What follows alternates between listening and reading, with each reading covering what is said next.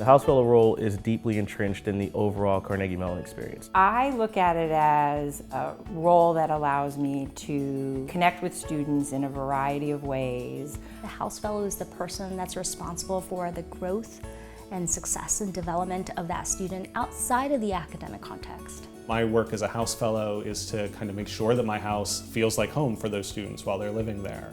The role the Housefellow can play in a student's experience at Carnegie Mellon is being part of the team that's deeply invested in their success. It's just so humbling to watch people develop into who they're going to be as they move into the world. The house model really lends itself to smaller communities where it's easier to get to know people. It's a lot easier to get to know your Housefellow here because our communities are a manageable size. We have a lot of student staff in the community that really help us connect with students, so I think that's really special and unique and really stands out. The thing that I enjoy the most about my relationships with CMU students is how once you reach that point where the rapport is developed and students feel comfortable, how effortless and engaging their interactions feel. When I think about what it means to be a Housefellow, I think it's about developing those deep and meaningful relationships with students so that they feel great about being here at Carnegie Mellon, feel validated in their experience. Sometimes the ways you get to know students are a lot